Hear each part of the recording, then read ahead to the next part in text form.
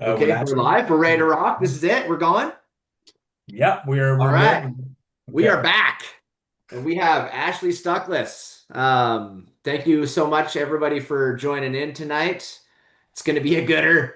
The old mountain hunting rifle selection, for BC's backcountry. I mean, I'm a huge rifle nut. Ashley's a huge rifle nut. And I think it can be pretty confusing trying to figure out, calibers and stocks and scopes and what do you need and the weights and everything else. So Ashley's going to take us through, what he thinks some good selections are for a backcountry rifle. And yeah, we're super excited to have him back again. Ashley, thank you so much for coming back on this year. Um, and yeah, we just appreciate everybody being here. So I'll hand it over to you, Ashley. You can kind of take us through, and I'm running the slideshow on my end, so you can just let me know when to go to the next one, and we'll go from there. Yeah, okay. That sounds good. Thanks a lot for having me again, Monty. Really appreciate it. Yeah, I mean, there's rabbit holes everywhere when you look at mountain rifles for sure, and that's part of the fun. But basically, what I did is just put together a little slide deck to speak to the considerations that you might want to give some thought. I mean, especially if you're new to backcountry hunting and what you're going to want to be thinking about. So maybe if we go to the next slide, I'll introduce myself. So my name's Ashley Stuckless. I'm a husband and father. I live in the Lower Mainland. I work a full-time job, passionate resident hunter, part-time filmmaker. Sometimes I feel like a full-time, full-time. The results are coming, but yeah. So I have the High BC YouTube channel, and then a few years ago, Wild TV had picked me up. So High BC's on Wild TV as well. We can go to the next one. So, for starters, mountain hunting, it's going to demand precision under pressure. There's a lot of weather considerations. You're always hunting in pretty tough conditions. If it's extended mountain hunting, I mean, your gear just has to stand up for that. It has to be reliable and remaining manageable for the overall weight. So, you know, from my perspective, and there's multiple ways to skin the cat. I've landed on 8 pounds as the overall rifle system that I build out. I have done lighter, well over a pound lighter than that, and I just found that shootability was a bit of an issue. Consistent, little snappy on the recoil, whereas 8 pounds with modest calibers is kind of a nice balance. The tendency is to really focus on weight, right? Like eight, you talk to some people, and sometimes you say 8 pounds for your mountain rifle, they're going to say, you're crazy, not Yeah. like on the right side, 99% of the time you're carrying this, it's 99.9% of the time you're just carrying this. But that last percent or point percent is it it's going to have a big impact to defining the success of the hunt. So as much as I've nerded out and got overall systems really light rifle and everything, I found myself actually bringing back some comfort into my overall setup and reliability for my rifle. So, and when you're going to put in the effort, in my opinion, to spend 5 days in the backcountry or more, you really have to know your rifle. It doesn't matter what you pay for your rifle. You got to do the reps with it, the practice, some field shooting, some cold bore shooting, especially. But that rifle needs to be one MOA.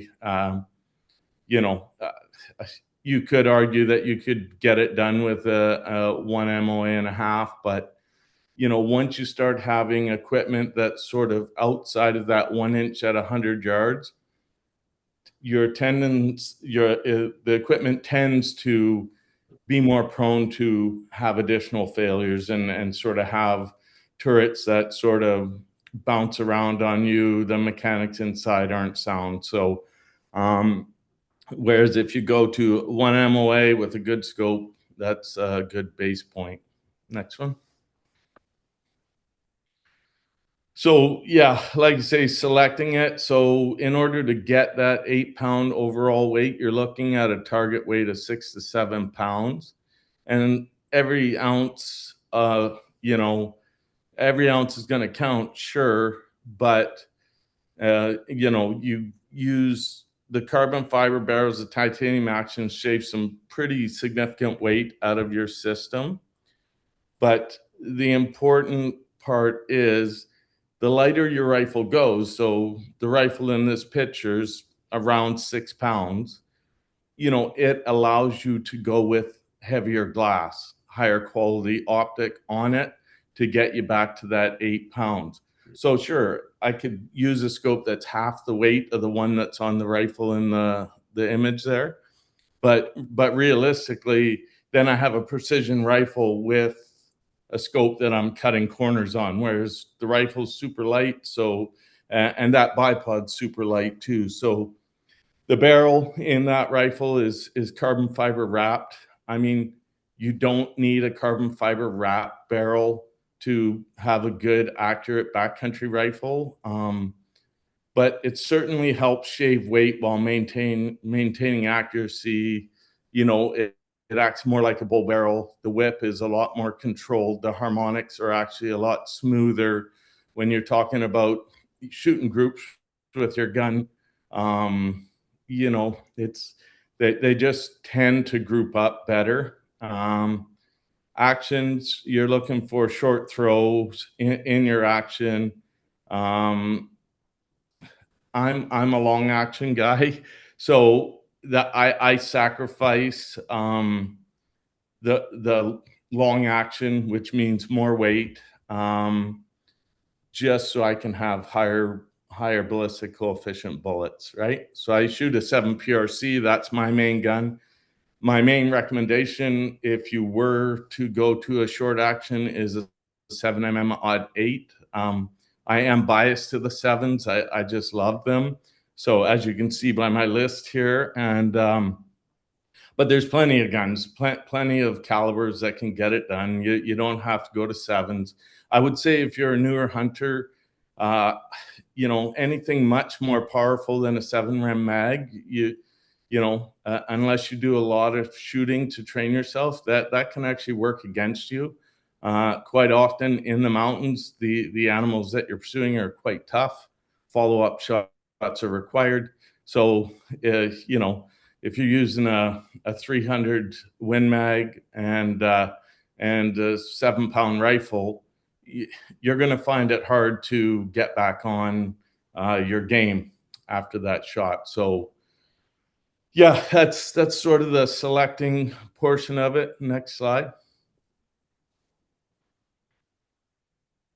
Yeah, I don't know if there's a chat on the side here or something, but if there are questions, Monty, you can just fire them at me or anything like that. Just Awesome. Yeah, live ball. I meant to say that yeah, everybody, there's a chat button there and you can start putting questions in there, and we'll have a question and answer at the end of the webinar here. So feel free to put them in there and we'll answer them the best we can. Yeah. So for the scope, I mean, we all, you know, or not we all, the tendency is we look at the high end of the magnification range, you know, 18. Oh, is that enough? No, I want 24. But I think equally important, a lot of our BC backcountry is in grizzly bear country. You know, having a low range in your magnification, if you did have to protect yourself in some sort of predatory situation, it is very important because, you know, if you go 6 to 24, you put 6 power on and try to acquire something that's 30 yards from you and charging. That's tough to do. So I've settled out on 3 to 18. I think as far as, you know, shooting long range, 18, well, you know, is plenty good enough to get you out to 500 yards and the 3-par, like I said, the low end's important as well. Weight, again, you're looking at 18 to 24 if you have, there's many options for rifles that can get this done. They're not all super expensive carbon wrapped. There's Tikka T3 lights, and you can build some things that are pretty modest. It's important that the gun doesn't get too heavy so you aren't bottlenecked with the scope, because the scope and the mechanics of the scope is so important. So and durability, if you're using fairly cheap scopes, we've all used them. I still got my grandfather's Bosch and Lomb on his Lever 243. I love that gun. I'll never change it. I'll never rescope it. It's got a lot of sentimental value. But I remember when I was learning to hunt with him and my dad with that very gun, the thing would fog up. The thing would fog up internally. So you definitely need something durable, because that can take you out of the hunt. If day 2 you're fogged out the internals of your scope, well, you don't need a lot of reasons to pull you out of the backcountry if things start falling apart. So again, when it comes to glass quality, I think you got to get to, you work towards it. You got to horse trade up. That's what I did. I mean, I started with the cheapest stuff, horse traded up, started filming. Sure, now I get some help from Zeiss and whatnot, but still, I horse traded up, was always looking to get up. But I think if you get yourself into that $1,500 plus range for your backcountry rifle, you're starting to get into something that's probably reliable, depending on the choice, of course. And then, turrets, depending on, like, just because you're in the mountains doesn't mean you have to take a long shot. But the probability of coming across a longer shot, a 300-400 yard shot, is going to be there, because that's just just part and parcel of open country. So having turrets that you can adjust, having a zero stop is incredibly important. I think you can take yourself out of a hunt pretty quick if you lose your zero. You don't remember how many rotations back down to your zero. You over twist it, and then you kind of find yourself in no man's land pretty quick. And even if you haven't made the mistake of under dialing or leaving your full rotation high, it plays on your mind. Even if you did do it right, you've got this nagging thing in the back of your head. If you got a nice solid zero stop, then you're set. Next one. Bipod, this can make or break in a lot of ways your ability to have an 8-pound rifle. When I say 8 pounds, it's 8 pounds give or take a couple ounces kind of thing. But this rifle and the other rifle are almost identical. They're 8.01 and 8.03 pounds, all kitted out. So you're looking for a weight of your bipod under 15 ounces, which opens up, options that aren't crazy, like everything's getting so expensive and sort of out of touch. You still, at 15 ounces, there are still some options, but then it brings you back to that overall system setup where that 15 ounces, if you're at that high end, pardon me, then again, you're going to go back and look at your scope. You might have to go back and look at your rifle. Maybe you got to change the rifle to something else. Typically, if it's getting lighter, it's getting more expensive. So it's all about balancing, the core components. Arca Swiss, talked a little bit about more about that after. This MDT chassis on here has an Arca rail that goes, a good third of the stock, which is super handy. And then Picatinny rail, a little more common. I have the pick of this this bipod and the Arca of it, and yeah, it's pretty impressive. I like twist locking legs.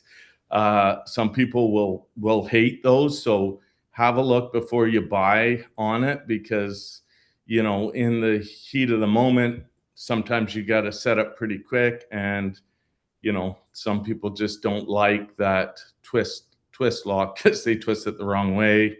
It adds a little bit of pressure to your system. The bipod, pardon me, has to have a pan and cant adjustment. So if it doesn't have pan and cant and the ability to have one leg longer than the other, you're going to struggle in a lot of mountain shots, because rarely do you find those ideal setups where it looks like the side of this river that I'm on, where it's perfectly, you know, the bipod's just perfect there.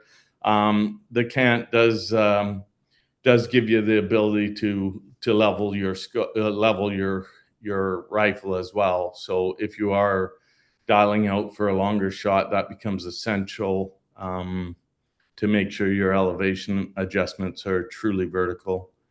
Again, and like the scope, and when people think bipods, when I thought bipods, you know, for years I thought, you know, what gets me the highest? What is the, you know, I want a big spread on it, but I was always really fixated on how high does this bipod get, and then, you know, over trips and experience with different bipods, I realized, especially for angle shots, particularly if you've got a high angle shot where you're shooting downhill, the ability to get that bipod super low becomes equally as important, because the lower the bipod gets, the lower the rear stock of the gun gets, which means it's easier to support it with your backpack or, you know, your bino harness and a few things. Whereas if that bipod starts high, in order to get that angle to go down, now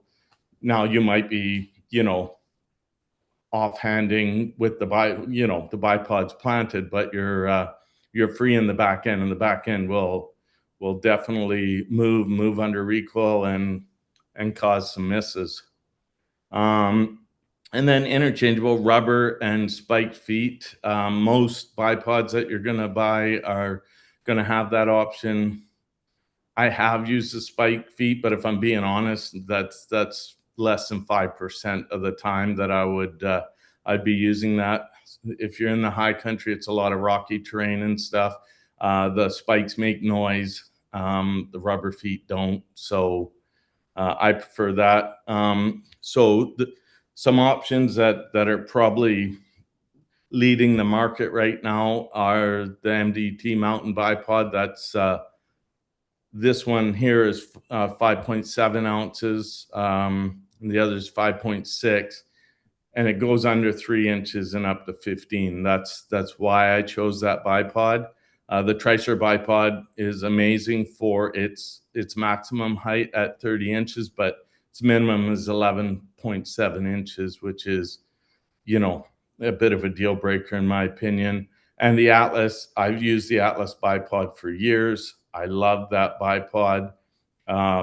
It's certainly the cheapest out of this bunch here, and very reliable. And again, gets you down to 4.7 to 9 inches. So not a bad range. It's really a prone shooting bipod that getting up to 15, almost 16 inches with the mountain bipod gets you to where you can do, you know, cross-legged sitting position, especially if you're shooting slightly downhill.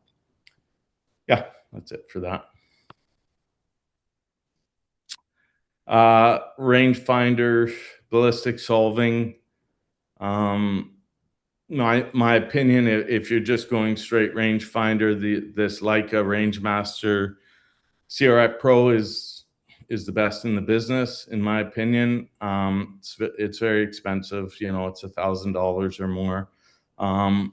But so if you are going to get into open country hunting and you are going to take long shots, you really owe it to yourself to, you know, understand your ballistics, get a premium ballistic solver.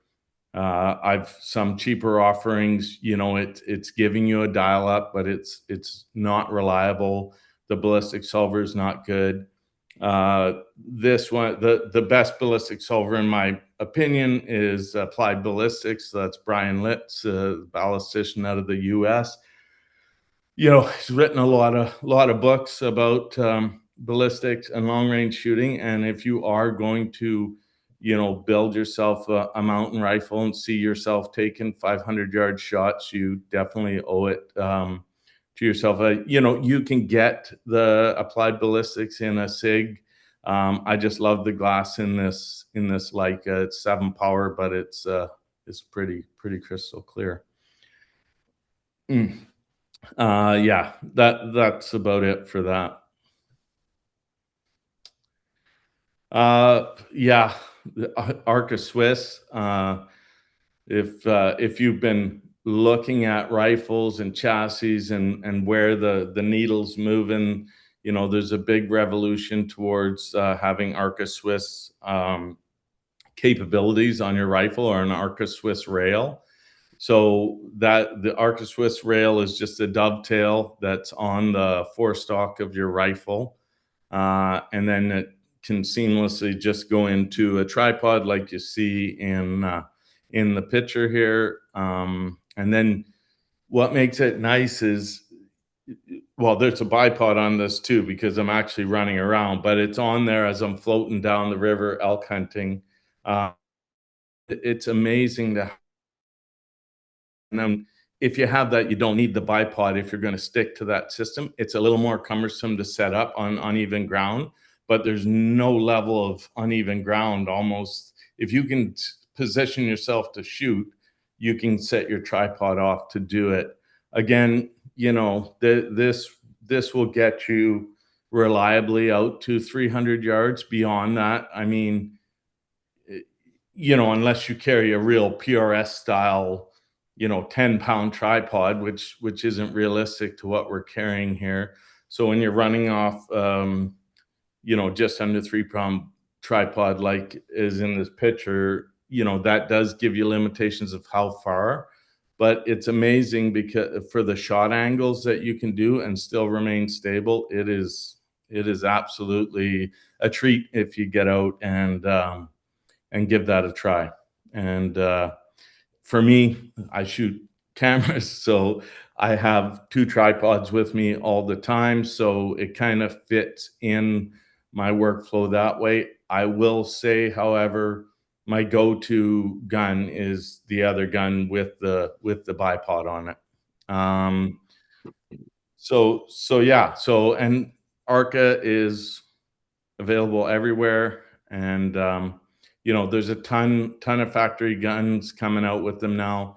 There's even factory guns that look a little more traditional. There's some MDT guns that have come out that are, you know, they look like wood. They might actually be wood, and they've got the dovetail in them and that. So it's kind of, it's taken over. It's getting a lot of attention anyway, and it does have some serious benefits.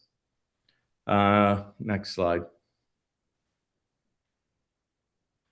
And you know, probably even more important than all the guns and the stuff we nerd out on is sort of putting in the work, right? So the rifle, no matter what you pay for it, is only going to be as good as you are. So that equals training to shoot. That equals your physical fitness, your gear management, your mental preparedness. Like for mountain hunting, mental preparedness is mental and physical preparedness in that order are paramount to be able to go out there, because, you know, especially if you're new, but it doesn't matter if you're new or not. There's always something trying to take you out of the hill mentally, right? Take it, go home, go back to comfort. You know, it's snowing, it's bad when the mule deer hunting gets hot. And sure, you've been pushed down by snow at that point. You know, the conditions get a little tougher. you know, all those training hikes you did through the summer when you're trotting around, now you're wearing, you know, twice as much weight in gear on your body. So yeah, so the zero confirmation, like the mental mountain preparedness, like it's your equipment is all set up, you're physically set up. You know, if you get into it, and anyone who is into it, gear audits, you're gear auditing all the time. I think it's a hobby. I don't think it's necessary to keep that audit going, but there's something about our brains that just I get satisfaction out of it, but it is a bit of a curse. You're always sort of looking through, making spreadsheets if you're really nerdy and trying to shave an ounce here or there. Yeah. Pack organization is super important. Like you want to think of yourself in the mountains as you're in control of the situation as much as possible. The mountain can really show you who's boss, but if your pack's organized the same way, if your headlamp's in your right hip belt pocket, that's where it lives, that's where it always is, that's where it always is. You know, if you start having your headlamp in your hood flap and then you got to stop, maybe you're loading out and it's always late when you're using the headlamp and now you're tired, now you got to take the pack off. Maybe you say, oh, it's not that dark yet, you keep going, there goes a stick in the eye or whatever, you know. And not only practicing positions with your rifle is important. I really think cold bore shooting is extremely important. Like you can go and you know, sizzle your barrel up at the range, like we all do. You know, you you think you wait three minutes and you're cool back down, but no, you're driving heat the whole time. But those shots aren't really what matter in the mountains. So once your gun's cleaned, you should foul it before you take it for that cold bore shot. Once it's fouled, you should periodically in the field do a target test off that cold bore shot. Don't give yourself a follow-up shot. It's either you make the shot or you don't. If you don't make the shot, you know, you got to wait till the following day to do another cold bore shot, which kind of trains you into sort of making that first one count. So, and lastly, for preparedness is weather readiness. Mountains are really tough for weather, really tough on gear. Get used to taking care of your rifle in the evenings. Get used to, if you've been hunting in the snow all day, don't pull your rifle into a warm tent and then get out at -18 in the morning and think your action or your firing pin's not going to freeze up. Leave your rifle in the cold, clean it up, clean the snow off of it, but don't bring it through those big temperature cycles.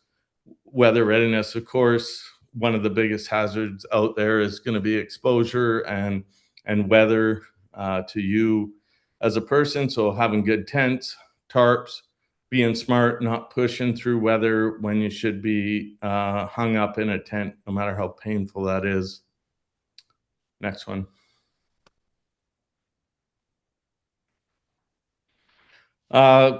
Just 5 other sort of less common considerations is, you know, hollow stalks are loud against branches, so carbon fiber or foam-filled stalks are quieter for closer stalks. Barrel lengths, like I think I can honestly, I think the days of everyone shooting 24-inch barrels just to get max powder burn is over. I think, you know, one of my main guns is 20 inches, one is 22. You know, the handle, you know, the offhand feel of those guns being shorter, your ability to go through brush is, you know, greatly increased. And you think 22, 24, what's the difference? It's a difference. It's a significant difference if you're going to be hiking through grizzly brush and stuff before you push up. That matters. I mean, you can carry it slung. I use a gun bearer and carry my rifle slung under here. But even that keeps that 20 or that 22-inch barrel, it's still in my peripheral vision a bit, but it's not hanging up on anything. Yeah, cold bore shifts. This is along the lines of what we are talking about earlier. It's sure you can shoot hot barrel groups, and that's good. That does show you the capabilities of accuracy of the rifle, no doubt about it. But as a hunter, if you're a backcountry hunter, cold bore shot is your main consideration. When we talked about scopes, I didn't touch on parallax or the ability to have a side focus. I'm sure you've all looked in your scope before and you see your crosshairs dancing around if you move your head around. With the ability to adjust parallax, you can put the crosshairs on the same focal plane as your target, which makes for much more accurate shooting. And batteries, like, it's really easy to say, oh, I don't need to carry an extra battery for my rangefinder. I don't, but without your rangefinder, you could be game over depending on the type of hunt you're in. That it might force you to stalk in open country where you would be able to stay back at 340 and take that shot with confidence. And the same thing goes for your headlamps. And that's what I mean about sort of my personal evolution was, how light can I get? I start super heavy, right? Oh, this is impossible. All this, Canadian Tire gear, and how do I slowly pick pieces out that are the hardest? Then I go to ultralight and then realize, you know what? This isn't the answer either. And then I slowly move back in. I have a much more robust medical kit, batteries I carry, and beyond just the camera stuff, which is a different for myself. And I guess that's kind of about it for the summary. Maybe if we go to there's a couple more slides, but they're more informational, and then we'll but I'd love to hear any questions or have an open conversation here if you got anything.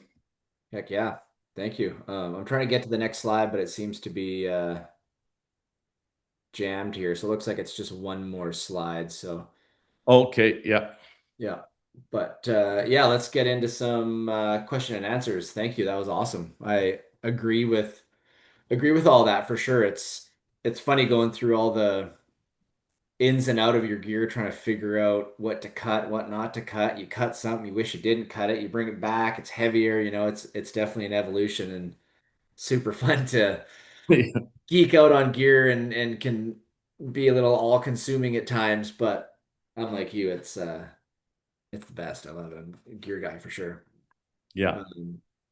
So let's see here about the question and answers. All right.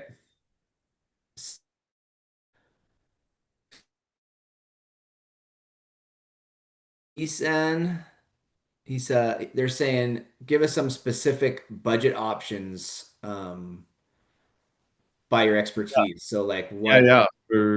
what For the amounts or sorry, yeah, your experience, he's saying. Sorry, you kind of said that underneath. So yeah, what budget options in your experience should, people be looking at?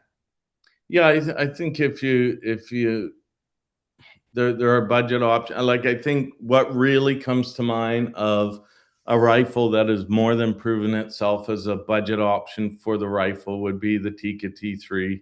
Mhm. I think that's the gold standard of, a reasonably priced. It's still not cheap, but it's cheap in comparison to that. That's the entry level, what I would call a rifle that is reliably out of the factory, usually reliably enough to get the job done. And then I think you got some options when it comes to your optics. I think, Leupold makes some good optics that fit the price range and the weight range.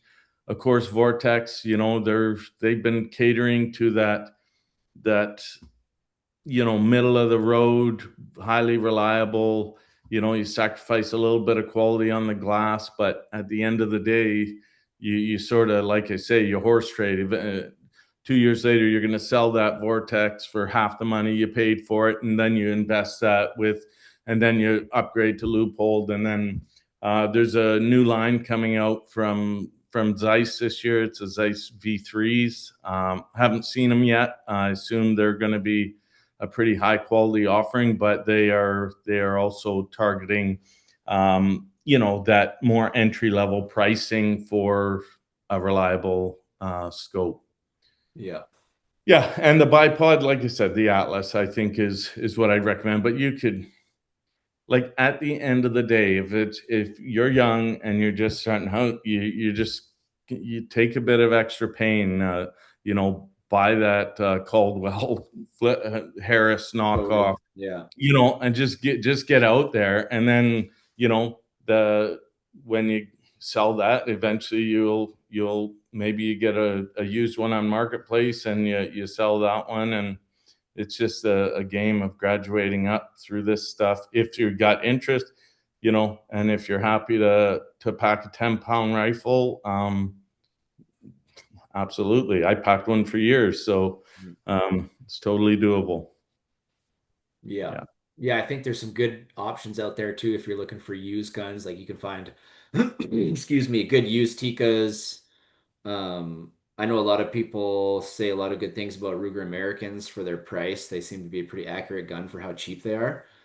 Yeah. Um, but yeah, you can't go wrong with the Tikka. That's just proven. Yeah, I just, and when we think about reliability, I know there are other cheap options that shoot well. I just mean when you're, maybe you've spent a few years putting together the cash to run up and go for some sheep. You don't want your rifle to fail you. The Tikka won't. I'm not saying the Ruger would, or Thompson Center, or whatever. And there's going to be good shooters in there. It's just the Tikka's has, its accuracy exceeds what it's offering in prices. Yeah, yeah, its track record's crazy. Um, I've got a question. How do you feel about rings and bases? So like, Tally direct mount rings or Picatinny rail, Picatinny Um, rings, all that jazz. What's your thoughts on what people should be looking at for rings and stuff? Yeah, I mean, tallies, whether they're right in through action screws into the gun, super reliable. I would say to, um, you know, do the work to have the right height to your rings. You don't want your scope too far above the bore of the rifle. Like, you don't want it touching either, but your bell end of your rifle, you should only be able to slide a few sheets of paper under it, right? The tighter it is, because that makes your ballistic solving that much easier. Hmm. Now, it's argued that doesn't make a difference. You could mount it 5 feet off. I found for your cheek rest and your weld and just your ability to reliably shoot at distance, the height matters. I would never. I do like Picatinny bases. You do have to be mindful, but you have to be mindful with whatever you choose. Pardon me, because if any of those screws back off, and it doesn't have to be flopping around, just from vibrating in your vehicle use over years. You don't look at it. The nice thing about the Picatinny system is you do have access to the tightening to keep an eye on it to make sure it's torqued to spec. But you're still dealing with screws, screws in the actual rings themselves. But I've loved the tallies. I love them. The Zeiss rings I have on my rival are absolutely beautiful. They are, they're similar to Tally. They're kind of on the. I would recommend you don't go like ultra stupid light, and you don't go two piece. Mhm. Do not like Leupold has a series of two-piece mounts, and there's people that love them. I'm not one of them. I had one come apart on me. I kind of, like to think I pay attention to the details in that sort of thing, and I had it come apart on me, and it kind of spoiled the hunt. What do you mean by two piece? They have this weird pressure fit, the rear mount of these loopholes. I don't know how to describe it or what the series is called, but they're actually two-piece where the ring's there, and then it comes down to a circular piece that goes into a slot. And then there's a torquing. I don't know. I only had one, and I got rid of it when it Yeah, when right. Yeah. when the ring was floating. My rear ring was floating under recoil. It actually moved out of there, and Crazy. yeah, it might have been user error. But the fact is, if you go with the tallies, Yeah. that's not you can't get that user error. Yeah, So exactly. yeah, Yeah. yeah. So Awesome. Well, I think that pretty much covers it. Um, yeah, that was awesome. Thank you so much. I think there's some good insight there with the 7 millimeter bullets. I think that's a good choice, or like 6.5 PRCs if you're recoil shy. yeah. But yeah, I think staying under that 300 Win Mag threshold is a good call for sure. Yeah, I mean, it's the 300 Win Mag's undeniable for its knockdown power and that, but Sure. for new hunters and yeah, it's just a Recoil lot. management. It can be a lot. Yeah, the recoil management. I'm not shy of recoil, but still, I know the difference of staying in the scope and not. And with these rifles today, most of them with muzzle brakes, a seven rem mag is pretty tender compared to, they used to be quite a bit punchier, right? Yeah. Without the muzzle brake and stuff. So, Yeah. Yeah. Okay, awesome. Well, okay. Yeah. everybody, Cheers. yeah, thanks so much for tuning in. Ashley, thank you so much for putting this together and jumping on and taking us through everything. It was yeah, it was super helpful. So I think everybody's going to get a lot of knowledge out of it. So thank you. Yeah, for sure. I mean, it's just basic stuff, but it's nice to nerd out a little bit. Totally, yeah. Yeah. Yeah. Okay, Okay. awesome. Well, Cheers. yeah, Thanks. thanks so much. Appreciate it. Thank you, everyone.